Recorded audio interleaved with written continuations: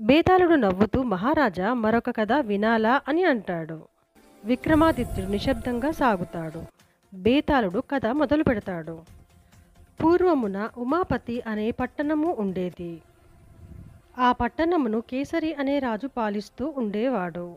ఆ కేసరికి భూత భవిష్యత్ జ్ఞానము చెప్పగల ఒక చిలుక ఉండేది. ఒకరోజు ఆ రాజు చిలుకను పిలిచి ప్రశ్నిస్తాడు, నా భార్య ఎక్కడ ఉన్నది అని.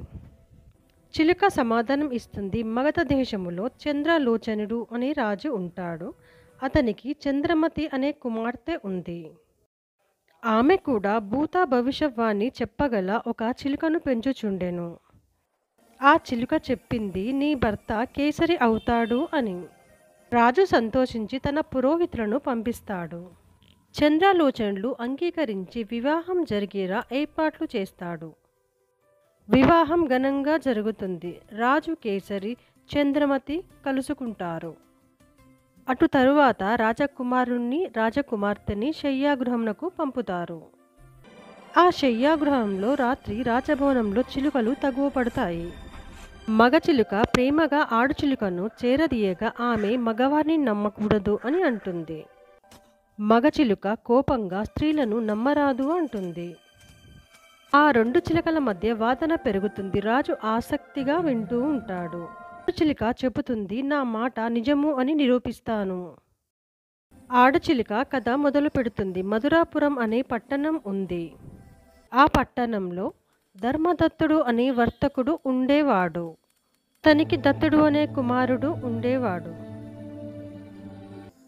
తల్లిదండ్రులు చనిపోయిన తరువాత దత్తుడు ఒంటరిగా మిగిలాడు. దత్తుడు చెరు స్నేహాలకు మమేకమై వ్యసనాలకు బానిస అవుతాడు. తల్లిదండ్రులు సంపాదించిన ధనమంతా ఖర్చయిపోతుంది. దరిద్రుడై దేశదిమ్మరిగా తిరగడం మొదలు పెడతాడు. చివరికి ఒకరోజు చందనావతి అనే పట్టణానికి చేరుకుంటాడు. అక్కడ హిరణ్యకుడు అనే ధనవంతుడు వర్తకుడు ఉంటాడు.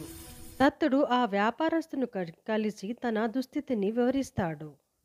హిరణ్యకుడు అతనిని విశ్వసించి తన కుమార్తెను ఇచ్చి వివాహం చేస్తాడు.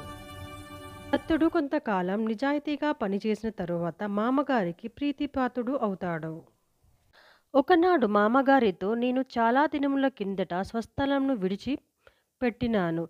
నా బంధుమిత్రులను చూసి త్వరలో తిరిగి వస్తాను అని చెప్తాడు. హిరణ్యకుడు సంతోషించి తన కుమార్తెకు బంగారు నగలు, విలువైన నగలు ఇచ్చి పంపుతాడు. కూడా విలాసంగా సిద్ధమవుతాడు. ఇద్దరూ కలిసి బయలుదేరుతారు. కొంత దూరం వెళ్ళిన తరువాత దత్తుడు దుర్బుద్ధిగా ఆలోచించడము మొదలు పెడతాడు. భార్యకు ఇలా చెబుతాడు, దొంగలు ఉంటారు, జాగ్రత్త, నగలు అన్నీ నా వద్ద ఉంచు అని నమ్మకంగా చెబుతాడు. ఆమె నమ్మి తన ఆభరణాలన్నీ మూట కట్టి ఇస్తుంది. దత్తుడు దారిలో క్రూరంగా ఆమెను బావిలో తోసేస్తాడు. ఆమె బావిలో పడిపోతుంది. ఏడుస్తూ కేకలు వేస్తూ పిలుస్తుంది. అటుపోయే కొంతమంది బాటసారులు ఆ శబ్దం విని రక్షించడానికి ప్రయత్నిస్తారు. వారు బయటికి తీసిన తరువాత ఆమె కథ విని ఆమెను తన తండ్రి ఇంటి దగ్గరకు పంపిస్తారు. తల్లిదండ్రులు ఆమెను చూసి కంగారు పడతారు. ఏమైంది అని అడగడం మొదలు పెడతారు. ఆమె వాళ్ళకి అబద్ధం చెబుతుంది. దొంగలు మమ్మల్ని దోచుకున్నారు, నా భర్తను తీసుకుని వెళ్ళారు అని. తల్లిదండ్రులు దుఃఖిస్తారు, కానీ ఆమెకు ధైర్యం చెప్తారు. ఇప్పుడు దత్తుడు నగలన్నీ వేశ్యల వద్ద ఖర్చు చేసి పాడైపోతాడు. తరువాత మళ్ళీ ధనానికి ఆశపడి మామగారి వద్దకు వెళ్ళాలని నిర్ణయించుకుంటాడు. అతడు తన భార్య చనిపోయింది అని అబద్ధం చెప్పాలని నిర్ణయించుకుంటాడు. అతను అత్తామామల ఇంటి గుమ్మం దగ్గరికి చేరుకుంటాడు. అక్కడ తన భార్యను బతికే ఉండడం కనిపిస్తుంది.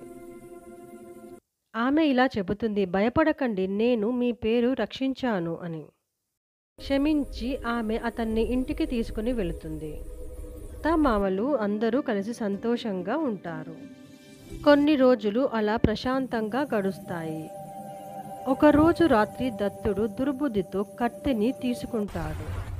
గాఢ నిద్రలో ఉన్న భార్యను అతడు కత్తితో చంపుతాడు. ఆమె దగ్గరున్న ఆభరణాలన్నీ తీసుకొని రాత్రి పారిపోతాడు ఇంటి నుంచి. తల్లిదండ్రులు ఉదయం ఆమెని చూస్తారు, దుఃఖంలో మునిగిపోతారు. గ్రామం అంతా ఆ యువతి మరణానికి బాధపడుతుంది. ఆడచిలుక తన కథ ముగిస్తుంది, మగవారిని నమ్మరాదు అని చెప్తుంది. రాజు గంభీరంగా ఆలోచిస్తాడు. మగచిలుకను చూచి, నీ కథ ఏంటి అని అడుగుతాడు.